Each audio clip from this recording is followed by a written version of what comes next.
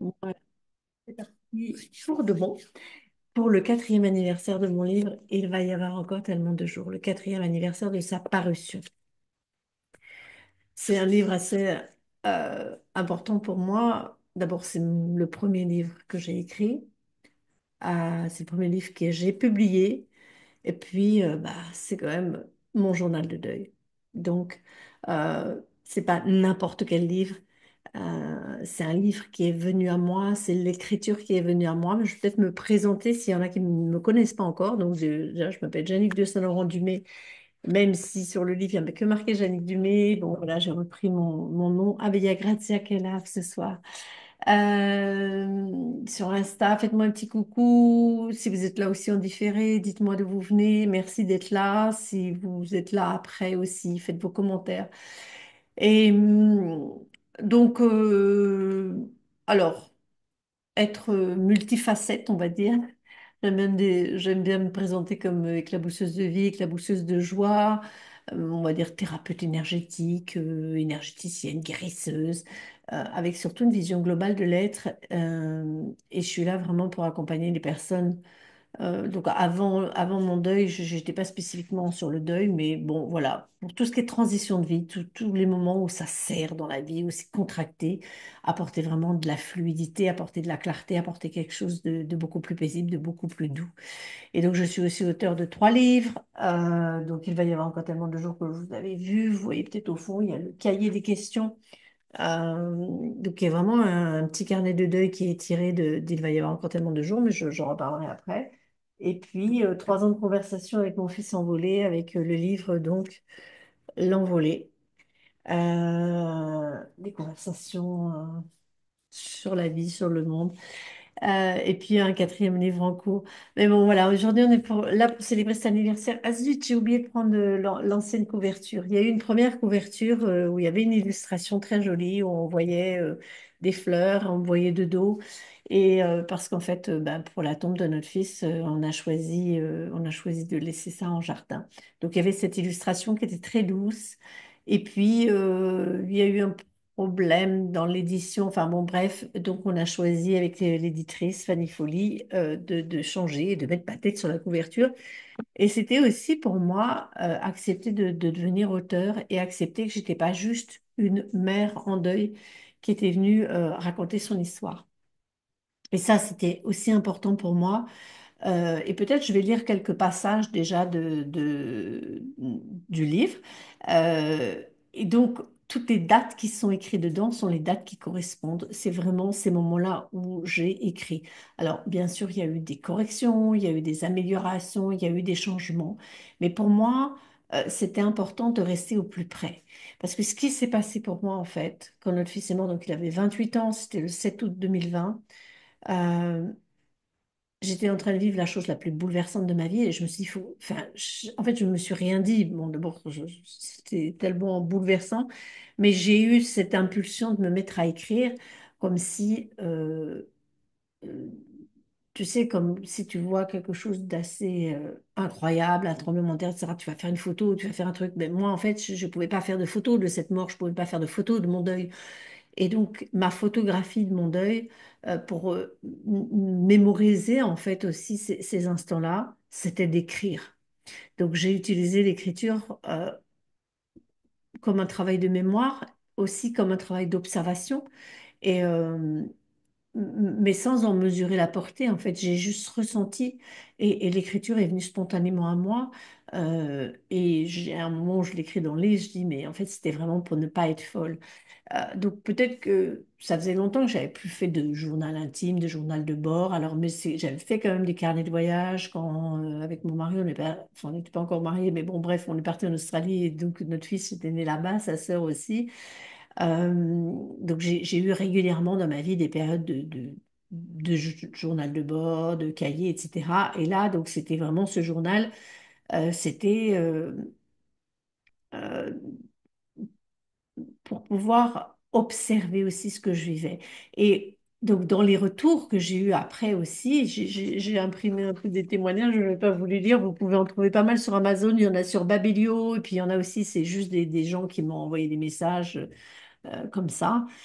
Euh, il y a beaucoup de personnes qui m'ont dit merci parce qu'en fait, on est vraiment, on ressent vraiment toutes tes émotions et tu arrives vraiment à bien à décrire les émotions. Et pourquoi j'ai réussi à bien décrire les émotions? Parce qu'en fait, je les ai décrites, je les ai écrites au moment où je les vivais. Donc, c'est pas quelque chose que j'ai choisi de raconter. Alors, peut-être que je ferai un autre livre hein, dans 5 ans, mais j'ai pas choisi de raconter ça après coup comme un peu voilà l'explorateur qui va faire son exploration. Il prend des notes et après, peut-être beaucoup plus tard, il va faire un livre, il va tirer des conclusions. Et moi, quelque part, ce sont mes notes que j'ai publiées. Euh, et donc, en gardant l'état brut de mon texte, ça permet aussi d'être vraiment dans cette exploration au jour le jour. Mais je vais vous lire quelques extraits, ça va être beaucoup plus parlant parce que j'ai mis mes petits marque-pages. Et, euh, et c'est vraiment ce que j'ai ressenti à ce moment-là. Donc, notre fils est mort le 7 août 2020 et le 4 septembre, donc ça faisait pas un mois, j'étais en train d'écrire déjà tous les jours et j'ai eu cette idée de publier. Je vais publier. Donc, dans mon livre, je m'adresse à mon fils, hein, donc je le tutoie et c'est à lui que je parle. Je vais publier. Je t'écris à toi, c'est très intime et en même temps, je ne sais pas pourquoi, depuis le début, je sais que je vais publier. J'ai, donc j'ai l'intuition que ce que j'écris est voué à une plus grande dimension que ma sphère personnelle. C'était vraiment comme une impulsion. Je n'avais pas de mots pour l'exprimer, je l'ai ressenti. Il se trouvait que dans mes connaissances, je connaissais quelqu'un qui était coach en écriture et c'est ainsi que voilà, le livre a pu aboutir, parce que sinon peut-être j'aurais eu beaucoup plus de mal à aller jusqu'au bout. Et, euh, et bien sûr aussi, alors à un autre moment, un peu plus tard, je dis, mais aussi c'est pour ça que j'écris, c'est pour ça que j'ai envie de publier, parce que la question, comment ça va, est irrépondable. Donc c'est pour ça que j'écris ce flot continu qui me traverse. Attends, j'ai mis ce mouvement qui constitue ma vie. Et c'est pour ça que j'ai envie de publier parce que la question comment ça va est irrépondable. Donc c'était aussi une façon de raconter aux gens qui se demandaient ben, comment ça se passe, en fait, comment ça va pour toi, le deuil d'un fils, est-ce que tu vas bien, est-ce que tu vas mal? Je ne pouvais pas répondre, je vais bien, je vais mal, j'étais juste en train de vivre ce deuil. Et quelque part, le raconter, c'était aussi répondre à cette question. Je ne peux pas raconter comment ça va, mais je peux raconter comment ça se passe, comment je le vis de l'intérieur, de l'extérieur, tout ce qui se passe en moi, tout ce qui se passe. Bonsoir Carole, ça me fait plaisir de te voir ici. Donc, qu'est-ce qui se passe en moi, qu'est-ce qui se passe à l'intérieur de moi? Et donc, c'est ce cheminement. Et puis aussi toutes ces questions. Donc ça, c'était vraiment c'est vraiment venu très tôt, cette sensation euh, de devoir partager en fait ça au plus près. Euh, Après, il y avait aussi quelque chose que je savais intérieurement, encore une fois, c'était de l'ordre de l'intuition, c'est que j'ai eu une façon d'aborder cette mort peut-être de manière pas conventionnelle, peut-être de manière, enfin, en tout cas, à ma manière. Je ne sais pas si c'était conventionnel, convenu, en fait, je m'en foutais. De toute façon, voilà, quand tu vis des choses aussi intenses, mais je sais que j'avais un regard particulier et peut-être ça vient aussi de peut-être le mode de vie que nous avons eu, les choix que j'ai fait moi aussi, les choix d'éducation qu'on a eu avec mon mari. On a abordé la vie peut-être d'une manière atypique, qui fait que finalement, ça nous a permis aussi d'aborder cette mort d'une manière atypique. Et puis à un autre moment, je dis, donc je parle d'un ami, et puis je dis justement, c'est pour Axel que j'écris quand il me demande comment ça va, et qu'il lève son poing rageur plein de colère en pensant à ta mort.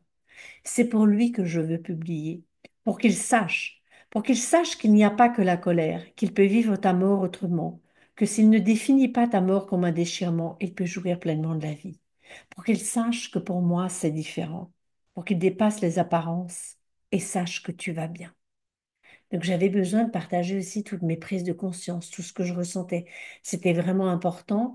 Et c'était pas juste pour le partager, pour que les gens sachent que je vivais, mais pour, en fait, dans le partage à travers un livre, c'est aussi permettre à d'autres d'avoir ces prises de conscience et permettre à d'autres de vivre peut-être leur deuil autrement, d'aborder, de s'ouvrir sur l'au-delà. Et ce qui, voilà, en fait, de vivre aussi cette mort, parce que on a eu aussi une façon, alors ça, c'est peut-être quelque chose qui était familial chez moi, mais on a fait des choix, par exemple, d'avoir le corps à la maison. Notre fils est mort à l'hôpital, mais on a demandé d'avoir son corps après à la maison. On a fait un choix de faire une cérémonie dans notre jardin. On a fait des choix par rapport on a enlevé les tissus qui nous plaisaient pas des pompes funèbres. On a mis des tissus à nous. Euh, voilà, donc on a fait vraiment des choix différents. Et, et ça, j'en parle dans mon journal. Je parle de tout ça, de tout ce qui s'est passé autour de la mort aussi. Et, et ça, c'est pas tellement courant. Et finalement, c'est peut-être de dire aux gens, mais vous avez le choix, vous pouvez aussi choisir autrement, vous pouvez... Parce que c'est vrai que ben, souvent, surtout quand c'est des morts brutales de jeunes comme ça, on ne s'y attend pas, on ne s'est pas préparé.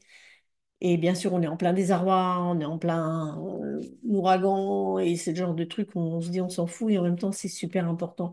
C'est aussi très important euh, dans toutes ces préparations, l'enterrement, l'incinération, enfin, tout ça, euh, les cérémonies ou pas, de pouvoir faire des choix qui nous correspondent, euh, qui nous ressemblent. Et voilà, donc pour moi, c'était aussi cette invitation-là. Euh, donc pour moi aussi, l'écriture, il y a un moment où j'écris encore, un petit peu plus tard, donc sans écrire, ce serait resté... Oui, donc je dis, le processus de l'écriture me fait vivre le deuil d'une manière incroyable. Sans écrire, ce serait resté quelque part dans mon corps, dans ma tête. Donc c'était aussi euh, ne pas garder ça à l'intérieur, mais pouvoir l'exprimer, m'offrir un espace pour l'exprimer. Alors il y a d'autres gens qui vont choisir des cercles de parole, qui vont choisir d'autres moyens d'exprimer, qui vont peut-être choisir une expression artistique comme de la peinture, du dessin, d'autres choses. Pour moi, c'était l'écriture qui est venue. Euh, et, oui, donc l'écriture me conduit à travers tous les états que je traverse. Elle m'empêche la stagnation. Elle m'interdit de solidifier quoi que ce soit. Donc elle m'a permis en fait de me remettre en mouvement et de ne pas rester bloqué, figé sous le choc, dans le trauma. Ça, c'est vraiment important. Donc chacun trouve les moyens qu'il veut, mais pour moi, voilà, c'est ça qui est venu. Et puis, il y a autre chose qui est vers la fin du livre où je dis... un deuil ne se raconte pas, parce que je dis aujourd'hui, j'offre au monde ces 3 mois d'écriture, une poussière de deuil. Un deuil ne se raconte pas, il se vit au jour le jour. Hein. Et, et donc, c'était vraiment pour moi important de garder cette forme du journal, d'être au jour le jour, et de garder cette authenticité par rapport à ce qui se déroulait dans les journées, avec des montagnes, des ravins, voilà, des creux. euh, et puis bien sûr, c'était quand même le début du deuil, les premiers mois, donc c'est extrêmement intense. Euh, donc c'est important parce que on peut pas le définir, mais on peut le vivre. Et donc pour moi, c'était quelque part une invitation à vivre ça, à le traverser. Voilà tout ce qui est passé dans ce livre. Et j'ai quelques témoignages que je voudrais vous partager, mais peut-être vous avez des choses à dire. J'ai mis les bougies quand même, j'en ai mis que 2 parce que je voulais pas mettre le feu à la maison. Et puis bon, j'ai eu beaucoup d'événements là, les week-ends derniers, etc. J'ai eu un sommet d'écriture, j'ai eu... Bref, je fais des ateliers d'écriture, je travaille... j'ai des choses en plus en ce moment. Et donc, voilà, je voulais inviter des gens pour venir témoigner en direct, mais ça n'a pas pu se faire, c'était compliqué. Euh, Mais voilà, j'ai vraiment les mots qui sont venus et dans les premiers témoignages, c'était vraiment, mais c'est une ode à la vie, c'est une ode à la joie. Là, j'ai un témoignage, ben, de rester au plus près de ce que tu vis. Ouais, c'était ça. Pour moi, c'était un cadeau ou plutôt un trésor, un moment où l'espace-temps se remplit de vie comme la vie elle-même en offre. Pour ma part, je l'ai reçu et reconnu comme un repère d'existence, comme étant la maison celle d'où je viens. Et puis une mère qui parle de la vie avec la mort de son fils, je crois que c'était un moment de grâce comme une naissance pour moi, sacré et impressionnant. Voilà. Quand moi je lis ce genre de témoignage, je me dis, mais je ne l'ai pas écrit, au moins je l'ai pas écrit pour moi. J'ai écrit pour d'autres, j'ai écrit pour éveiller. Donc c'était vraiment ça, cette intuition de se dire que ce que j'étais en train de vivre, ça devait sortir de ma sphère personnelle et ça devait s'ouvrir au monde. Et que quelque part, c'était aussi pour moi de faire de cette mort, bah, au moins qu'elle serve à quelque chose, qu'elle ne me serve pas que à moi. Si elle était là dans ma vie, il fallait bien qu'elle puisse être, euh, on va dire, pas forcément être utile, mais avoir une fonction, qu'elle puisse rendre service quelque part à d'autres. Sinon, c'est pas très cool, quoi. Et donc, bien sûr, et c'est un livre qui va s'adresser aux parents en deuil, mais ça va pas s'adresser, peut s'adresser à toute personne en deuil, et puis ça peut s'adresser aussi à toute personne euh, un peu curieuse des questions sur la vie et la mort.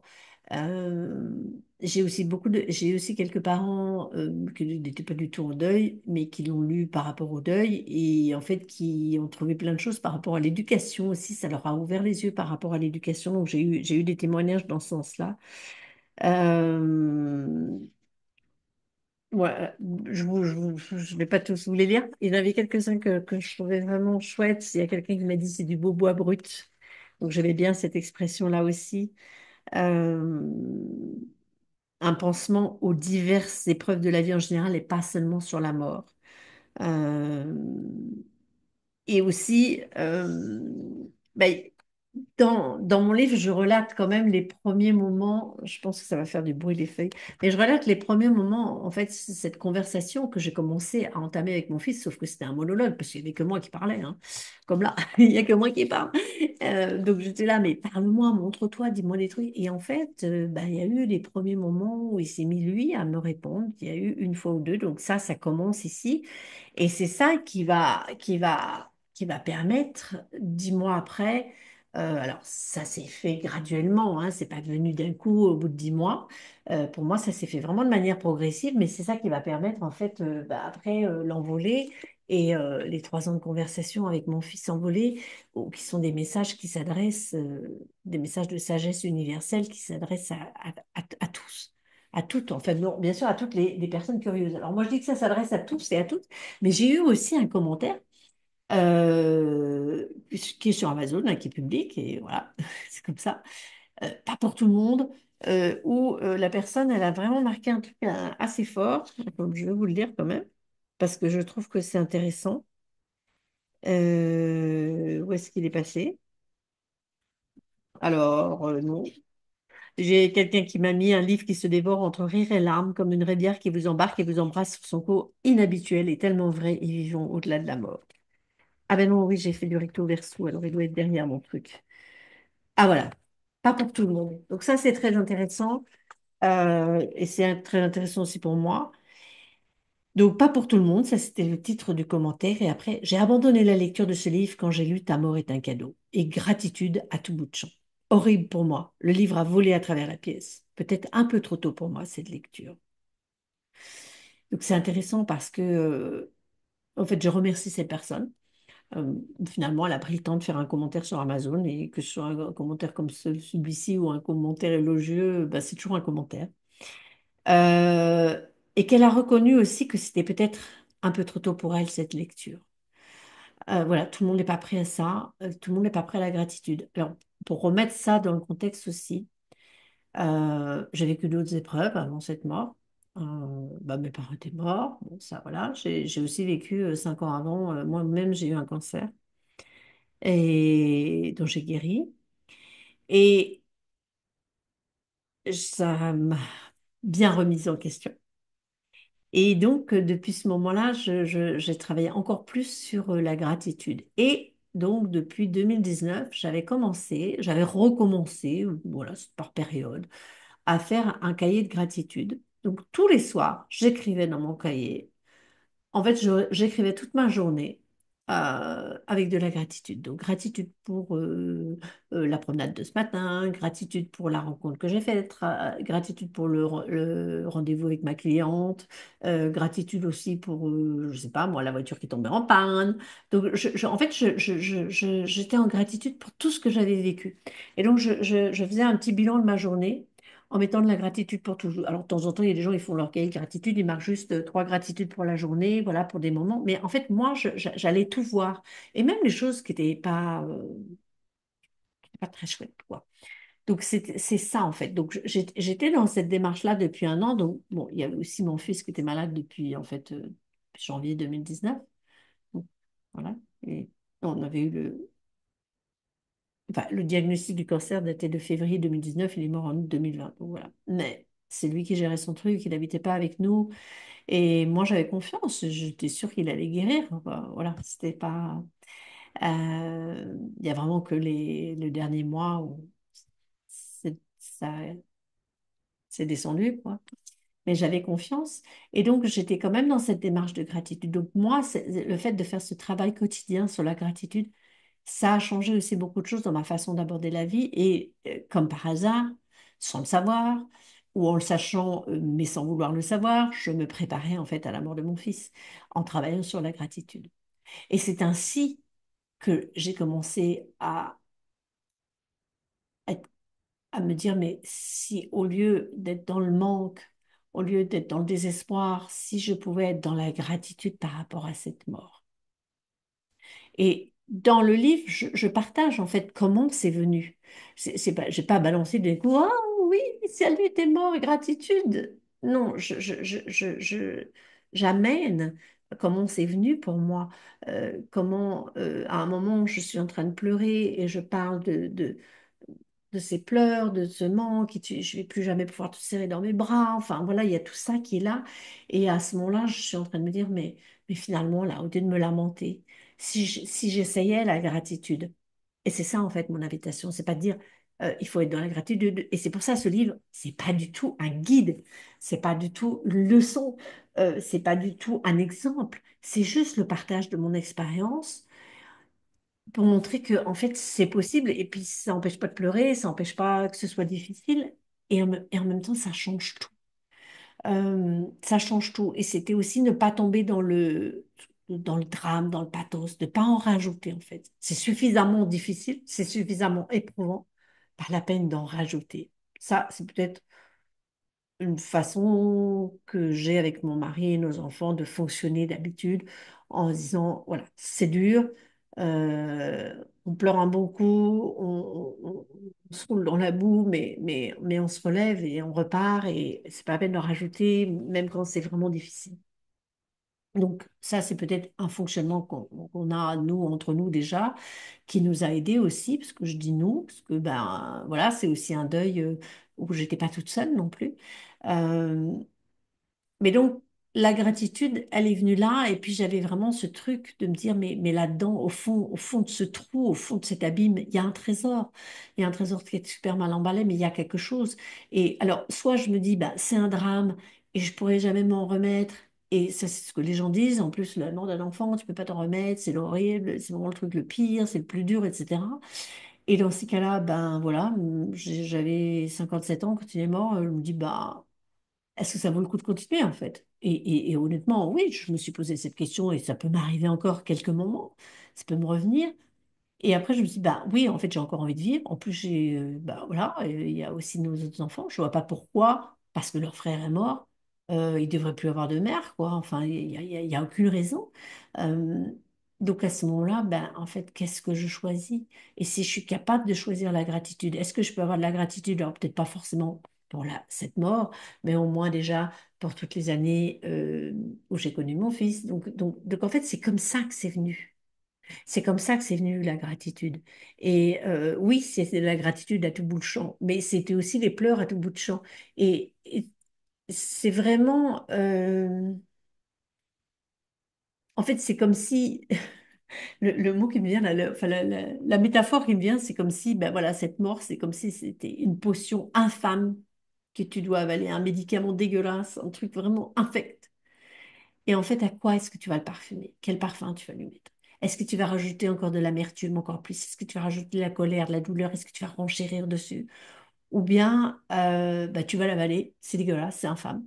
Puis après, en fait, tu vas te faire un bon thé, là, comme j'ai, ou un truc, je bois pas d'alcool, donc je peux vous mettre de l'alcool, mais tu vois, un truc, on va dire, pour faire passer la pilule, quoi.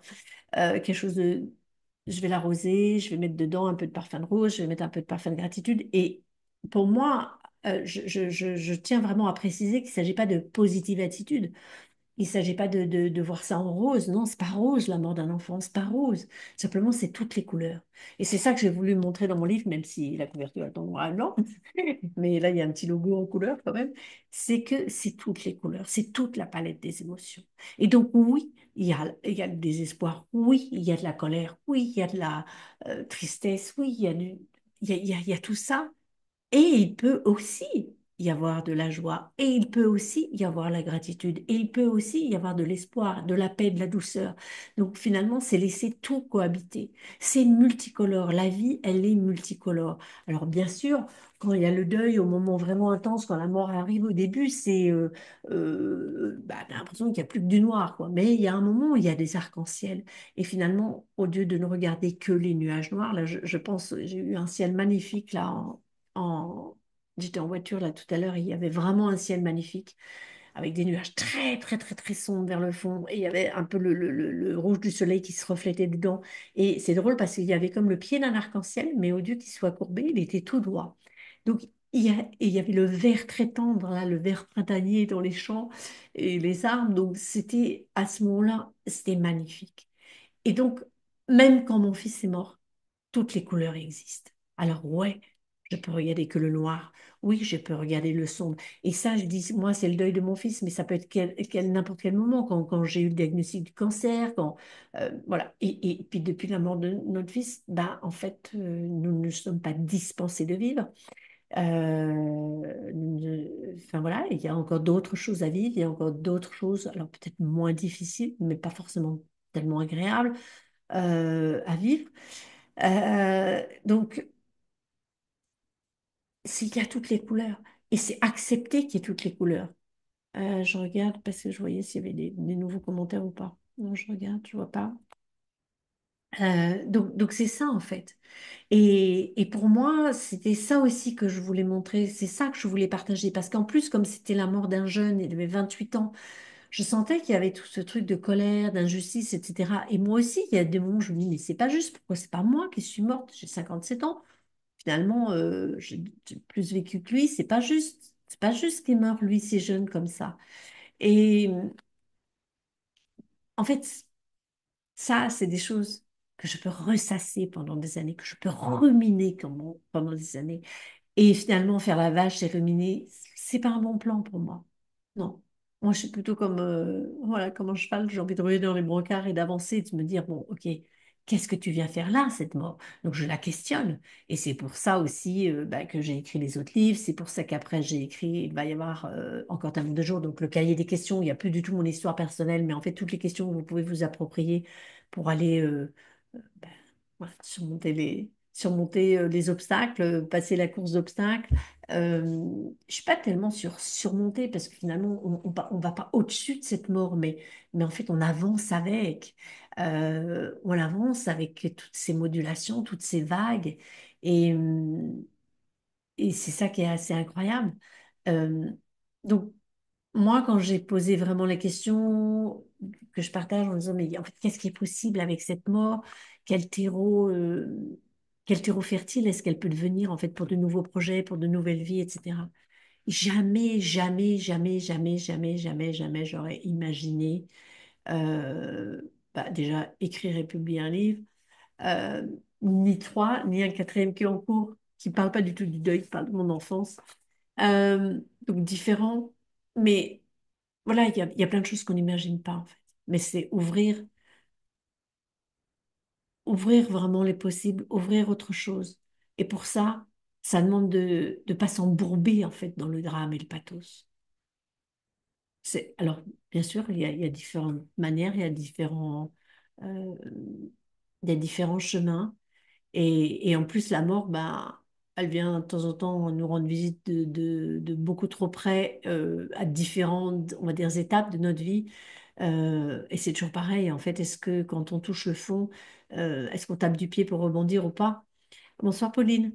Est-ce qu'on tape du pied pour rebondir ou pas? Parfois, on sent qu'on n'a même pas la force de rebondir, mais il y a peut-être d'autres gens qui sont là pour nous y aider. Et puis, peut-être que pour moi aussi, alors ça, c'est familialement, la mort n'était pas tabou dans notre famille. Je parle de ma famille parentale. Euh, donc, peut-être ça a été aussi plus facile pour moi de ce point de vue-là. Il y avait déjà eu mes parents, on avait aussi eu leur corps à la maison. On était là pour la mise en bière. Enfin, voilà, vraiment, ça s'est passé à la maison. Euh, donc, ça, c'est des choses que j'avais déjà connues.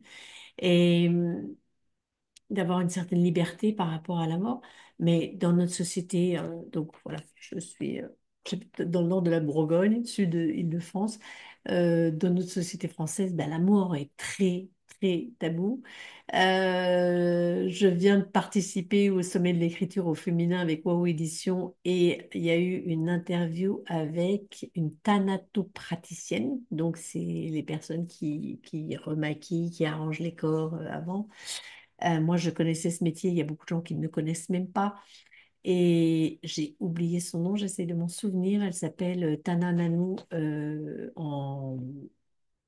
Je le mettrai en commentaire, je le rajouterai après sur Instagram, mais j'ai oublié son nom.